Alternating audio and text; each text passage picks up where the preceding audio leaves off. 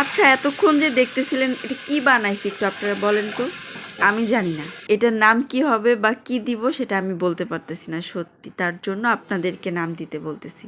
এরকম আমি প্রায় বানিয়ে খাই কিন্তু আজকে ভাবলাম আপনাদের সাথে শেয়ার করি।